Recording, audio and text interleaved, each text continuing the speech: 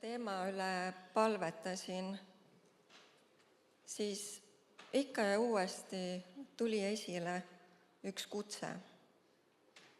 Ja see oli isa kutse, kes kutsub tagasi oma lapsi, oma rüppe.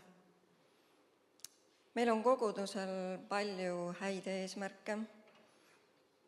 Me südames on jagada inimestele evangeeliumi, aidata abivajajaid, teenida neid, kasvada inimestena ja kasvada ka kogudusena.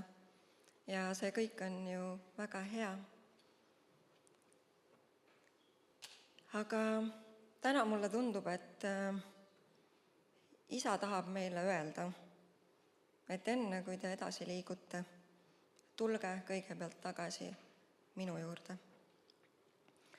Ja mitte lihtsalt tema ligiollu siin teenistusel, piiblit lugedes või teda ülistades, vaid ta kutsub meid astuma sammu tagasi algusesse. Võib-olla on see algus see koht, kus me tundsime seda esimest armastust tema vastu, võib-olla see on see koht, kus me oleme teda kõige rohkem igatsenud või oodanud, aga võib-olla ta kutsub meid veel rohkem tagasi astuma.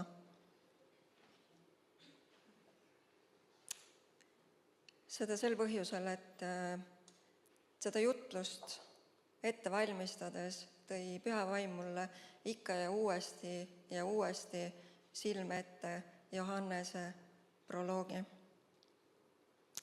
Ja loeme Jumala sõna. Alguses oli sõna ja sõna oli Jumala juures. Ja sõna oli Jumal. Seesama, kes oli alguses Jumala juures. Kõik on tekkinud tema läbi ja ilma temata ei ole tekkinud midagi. Mis on tekkinud tema kaudu, oli elu ja elu oli inimeste valgus.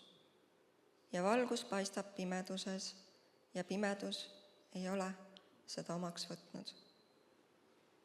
Ma arvan, et need kirjaread on minu jaoks olnud ühed sellised, mis on kõige enam pühast vaimust laetud.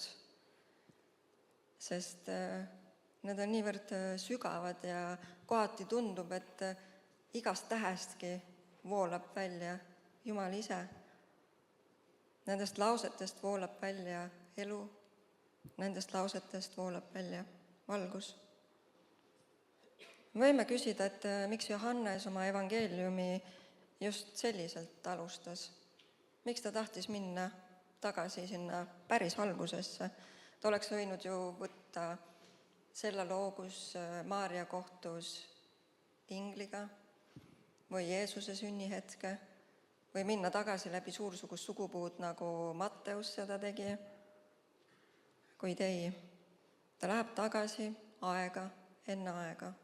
Ta läheb tagasi perioodi, mida Mooses kirjeldas kui kohta, kus maa oli tühi ja paljas ja pimedus oli sügavuse peal ja vete kohal hõljus Jumala vaim. Ja läbi pimeduse kõlas saagu valgus. Vahest tahab isa meile täna öelda, et pööraksime tähelepanu sellele, kes see kutse esitaja on. Ja ma arvan, et täna ka ülistusest on seda väga palju läbi tulnud, kuidas me oleme saanud tõsta pilgu selle universumi kuninga poole, kõige looja poole. Ja kui me seda mõistame, siis me ju ometi ei saa sellest kutsest enam ka keelduda. Johannes kuulutab meile, et see hääl seal pimeduses oli elav ja loov sõna, kolmainu Jumal, Jeesus, igavene loogos. Tema on eluandja, alalhoidja, sest miski siin universumis ei eksisteeri ilma temata. Kuid loogos ei tähenda ainult välja öeldud sõna. Antiik-Kreekas mõisteti seda kui universumi sisemist loogikat, korda, mõtet või kõige algpõhjust. Mõne aasta eest tegid teadlased põneva avastuse, mis pani imestusest ja võib-olla ka imetlusest põksuma nii teadusmeeste endi kui ka kõigi usklike südamed. Nimelt nad avastasid, et sel hetkel, kui munarakk viljastatakse ja algab uus elu, siis sellest rakust tuleb välja mikroskoopiline valgussähvatus. Ja seda tsingisädet on teoloogid hakanud nimetama Jumala allkirjaks elule. Me peame mõistma, et see maailm või meie siin ei eksisteeri mingi pimeda juhuse tõttu või meie ei ole mingi geenimutatsioon ahvist inimeseks arenemise teekonnal, vaid see kõik siin on Jumala unikaalne disain ja meie oleme tema loodu kulminatsioon, tema krooni juveel. Ja kui Jumal maailma alguses või meie füüsilise elu alguses süütas juba valguse, siis kui palju ta tahaks, et see sama valgus süttiks meie igapäevases elus, siin ja praegu. Ja ometi, kui Jeesus on elu, kui Jeesus on valgus, kui Jeesus on kõige algus, tunnevad paljud inimesed täna ikkagi, et nad on seesmised surnud enne, kui nad füüsiliselt surevad. Ja miks kogetakse nii palju lootuse, rõõmu või julguse kustumist või seda pimedust, mis meid ümbritseb? Ja ma tean, et ka siin saalis või ka ekraanide taga on paljud neid inimesi, kes tunnevad südames seda üksindust, seda pimedust, millel nad võib-olla ei oska ka seletust leida. Ja vahel tundub, et kogu maailm meie ümber on tules ja taevas tahab meile kaela kukkuda justkui vana lagunenud katus. Inimesed kogevad enda ümber kaost, nad kogevad ebaõiglust, nad kogevad vääriti mõistmist, väärkohtlemist ja hukkamõistu ka oma lähedaste poolt. Ja meie seas on neid inimesi, kelle süda on 10 või isegi 1000 kordi puruks löödud, sest selle maailma mõõdupuude järgi ei ole nad piisavalt väärilised, nad ei ole piisavalt väärtuslikud, armastusväärsed, nad ei too teistele võib-olla piisavalt kasu või nad ei ole ka piisavalt meelelahutuslikud, ka see võib olla põhjus. Ja nad on kogenud hüljatust nii mitmes erinevas variatsioonis, et nad on lõpetanud ka iseenda märkamise.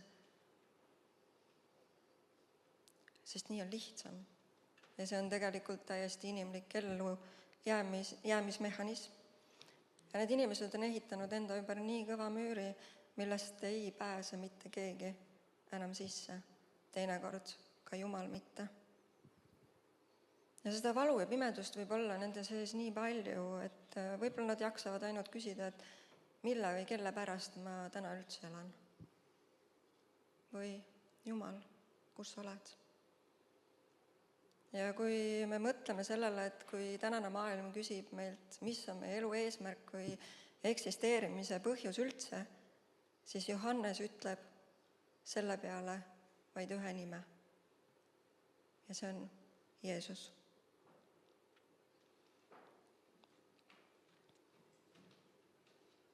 Sest Jeesus on see algpõhjus, miks me oleme üldse loodud. Jeesus on see põhjus, miks loodi valgus. Ja see valgus saab täna süüdata tule ka inimestes, kes seisavad silmitsi oma elu kõige pimedama ööga. Kui Jumal lõi inimese elama enda ligi, siis kuidas me oleme üldse jõudnud siia? Me teame, et patt luuras mürgise maana juba Eedeni aias, kuid see lugu ei räägi ju ainult keelust üleastumisest, vaid tegelikult see lugu räägib purunenud suhtest meie isaga. Ja kui Johannes oma evangeeliumi alguses räägib, et Jeesus on loodud elama igaveseks suhteks oma isaga, siis tegelikult ta ei too ju näiteks ainult Jeesust, vaid ka seda, et meie inimestena oleme loodud igaveseks suhteks isa ja Jumalaga, kuid patt purustas selle suhte. Ja nii sai hulgast hoitud ja armastatud inimestest vaimulikud orvud, mis on ka põhjuseks sellele pimedusele meie sees. Ja selge on ka see, et orvud õpivad väga kiiresti ise maailmas hakkama saama. Nad õpivad elama ilma Jumalata, ilma kellegita ja toetuma ainult iseenda jõule. Võib-olla me ka vaimulikus elus püüame teha sedasama. Me pingutame, me teenime, me püüame end tõestada ja tublid olla, aga me võib-olla oleme kaotanud oskuse ja julguse astuda lihtsalt Jumala ligi, olla isa armastavas rüpes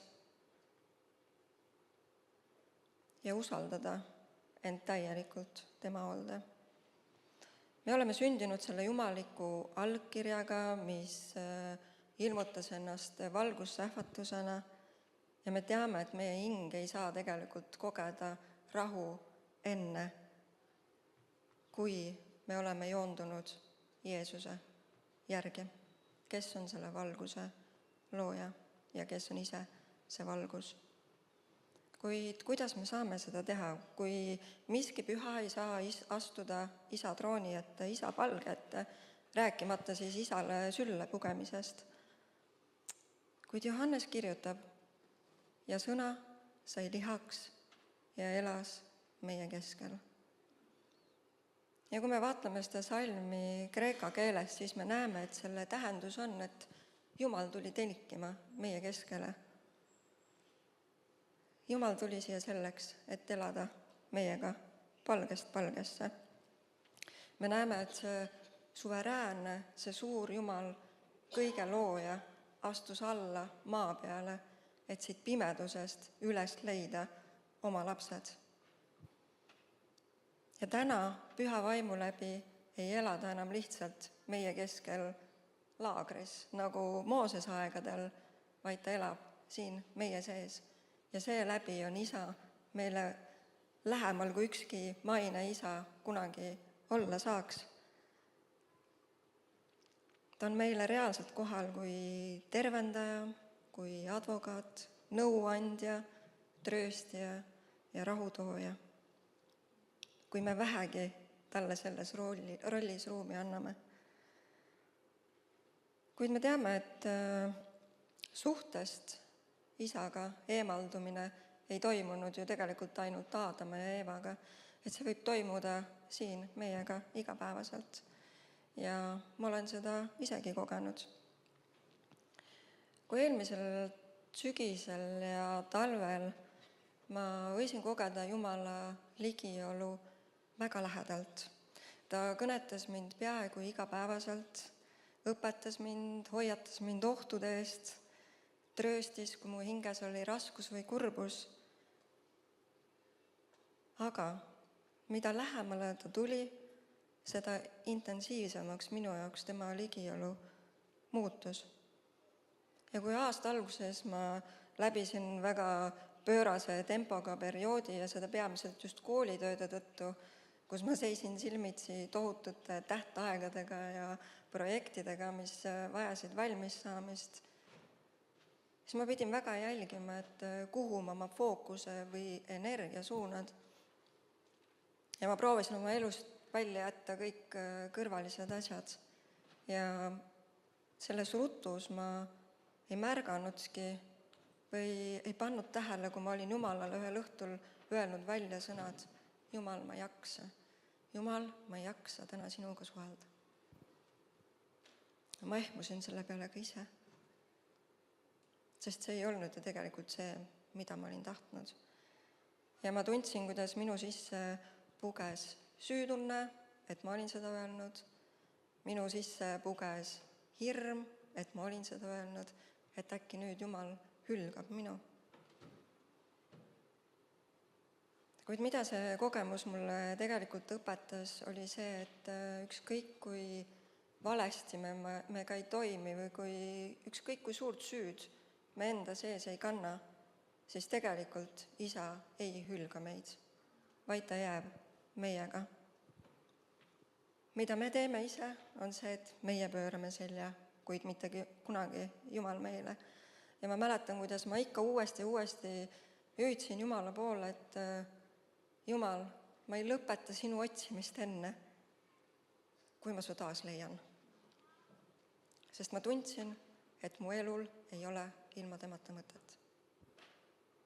Sest tema on kõige algpõhjus.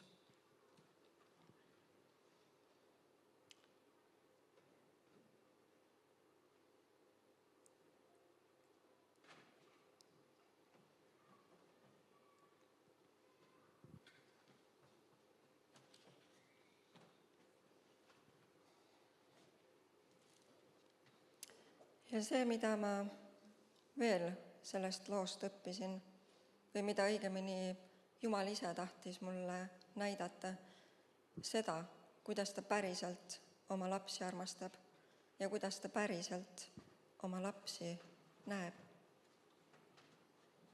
Ma kandsin kevadel enda südamepõhjas üht salajast palvet ja ma palusin päris tihti Jeesusele, et ta näitaks mulle päriselt või aitaks mul kogeda tuntavalt, mida tähendab kirjasalm, see, kes elab teie sees, on suurem kui see, kes on maailmas.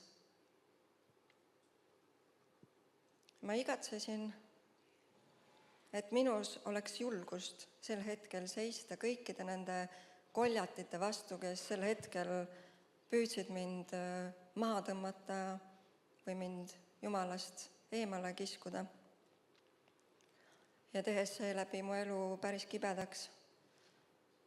Ja olles üles kasvanud ilma isata, siis oli minu sees alati see igatsus, et keegi lahinguväljal seisaks minu kõrval ja oleks mulle julgustuseks ja toeks. Ma lootsin, et ei tule enam ühtegi lahingut, kus ma pean seal seisma üksi ja mõtlema, et kuidas ma jälle hakkama saan.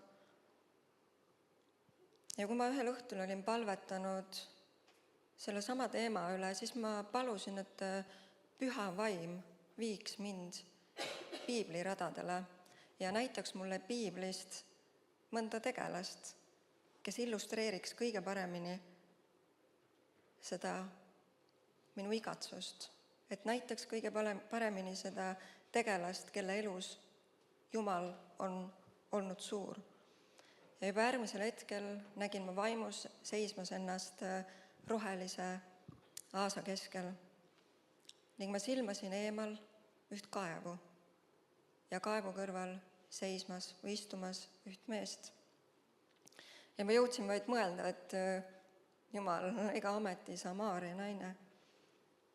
Kuid ma ei jõudnud selle üle pikemalt juurelda, sest juba järgmisel hetkel ma nägin ennast seismas selle sama mehe ees ja ma nägin, kuidas tema selged ja sügavad silmad mind vaatlevad. Nad vaatasid minust läbi. Need silmad nägid igat mu mõtet, need silmad nägid igat mu tunnet. Nad nägid mu minevikku, nad nägid mu olevikku, nad nägid mu tulevikku. Ja see kogemus ei olnud üldsegi hirmutav, nagu võiks arvata, vaid vastupidi, see kogemus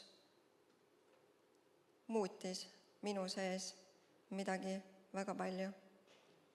Sest just nagu see Samaaria naine seal Jeesusega kohtudes sündis justkui uuesti, sest teda vaadati aktsepteerimise ja armastusega. Seda sama tunnet kogesin ka mina. Ja kui mu varasemad elukogemused on tihtilugu õpetanud, et ma ei ole piisav ei iseenda ega kellegi teise jaoks, siis sel hetkel ma tundsin, et Jeesuse jaoks ma olen piisav. Ja rohkemgi veel, ma olin Jeesuse laps. Ma olin tema armastatu. Ja ma mõtlesin sel hetkel, et ei mind ega ka ühtki teist Jumala last ei saa mõõta maailma mõõdulintidega. Ja ükski kohtumõistja, kelle ees me siin maailmas seisame, ei ole oma õigluselt võrdväärne Jeesusele. Ja võib-olla isegi täna, kui ma peagi pean astuma päris kohtuteele, siis ma tean, et ma ei lähe sinna üksi, vaid Jeesus on minu kõrval. Ja ma tahan ka seda öelda, et see sama kohtumine on võimalik meile kõigile ja me peame taotlema seda kohtumist Jumalaga, sest Jumal ootab meid oma rüppe. Ja kui tema valgus paistab meie pimedusse, ei tee ta seda kunagi selleks, et meid hukka mõista, vaid ta teeb seda selleks, et tuua meid enda ligi, et tervendada see suhe, mis on katki läinud.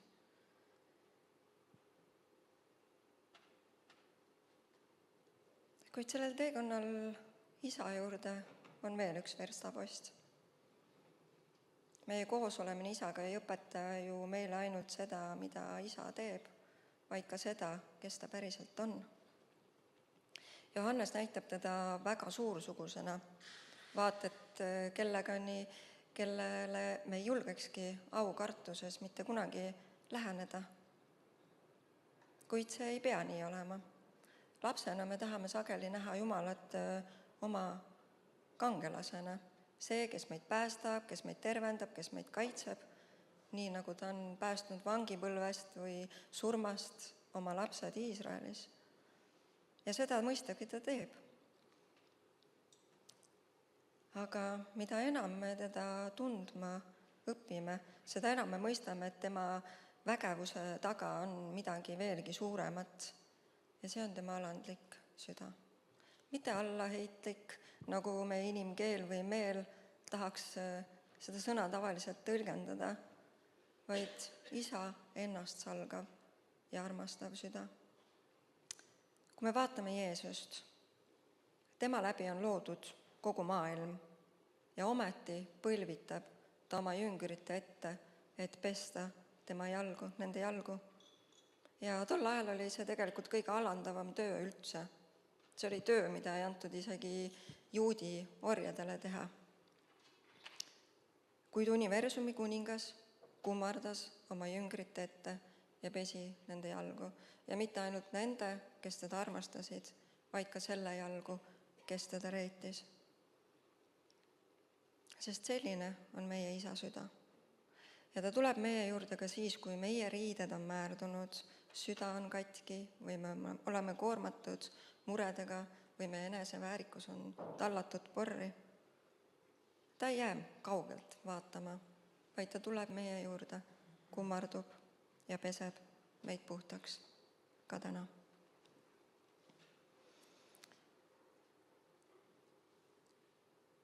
Ja tema südant me näeme tegelikult ka teistes, kes Jeesuse elus läbi käisid.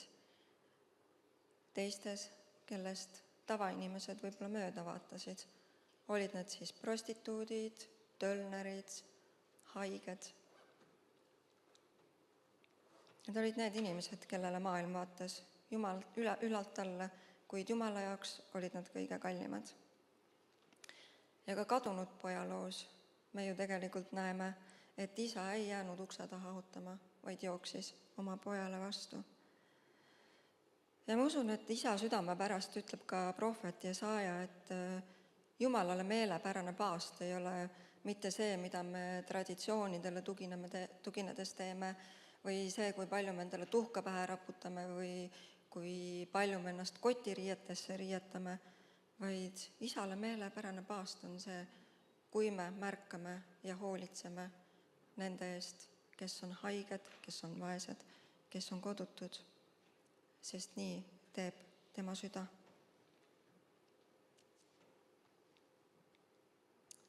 Kuid mida rohkem me isa ligi tuleme ja tema südant tundma õpime, seda enam muutub ka meie endi süda. Ja kui me teenime selle südamega, ligimesi kogudust, järgivad meid ka tunnustähed, haiged saavad terveks, vangid saavad vabaks ja evangeelium jõuab vaesteni. Kuid selleks, et õppida tundma isa südant, peame me minema tagasi tema sülla. Ja kui me lubame Jeesuse päriselt oma ellu, ei jää tema vere läbi enam ühtegi takistust, mis lahutaks meid oma isast. Me ei pea elama enam hukkamõistu all ega kartma tema ligi tulla. Me võime julgelt astuda tema trooni ette, pugeda tema sülle ja jagada talle oma igapäevaseid rõõme ja muresid, oma hirme ja ka koormeid.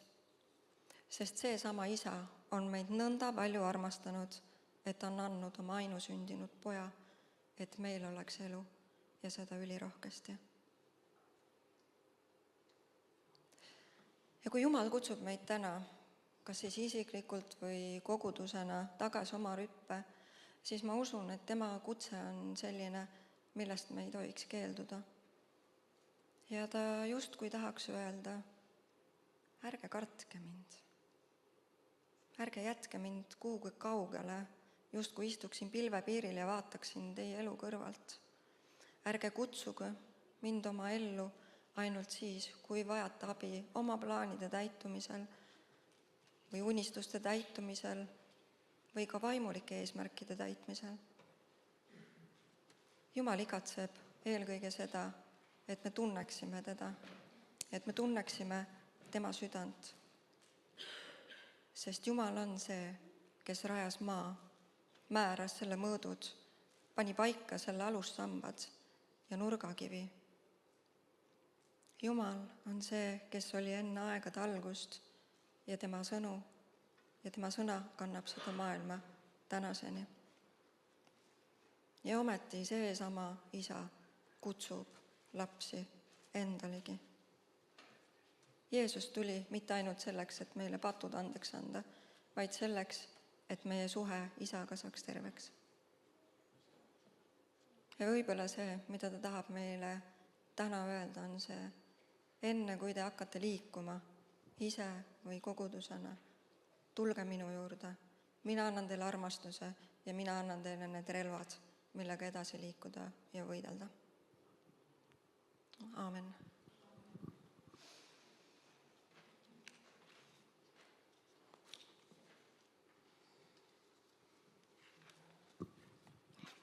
Ja palve ka.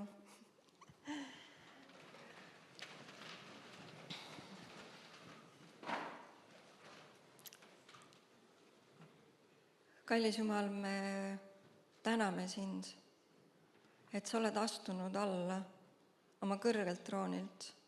Sa oled astunud siia alla meie keskele, et tuua meile elu, et tuua meile rahu, et viia meid tagasi koju, et kutsuda meid isa sülle. Jumal, ma tänan sind ja ma palun, et kõik need, kelle hinges täna on pimedus või üksindus, Jumal, või kes vajavad julgustamist, ülestõstmist, issand, et sina astuksid neile väga ligi.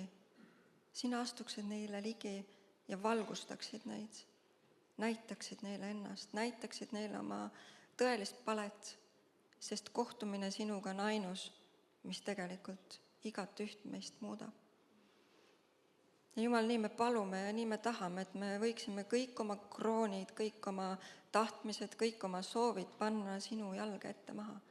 Jumal, et sa asendaksid meie südame oma südamega ja et sa asendaksid meie plaanid oma plaanidega, Jumal. Ma palun, et sa ei väsiks tuletamast meile meelde, et see tervenemise koht, see meie varjupaik, mis kaitseb meid terve maailma eest, see ei ole midagi muud kui sinu süli. See on sinu troonisaal, isa, kuhu sa meid kutsud. Issand, me täname sind selle eest. Me täname sind sinu armastuse eest, me täname sind sinu hoole eest. Ja me lihtsalt palume, et sina tooksid vabaduse, sina tooksid hingamise ja sina tooksid värskuse. Jeesuse nimel. Aamen.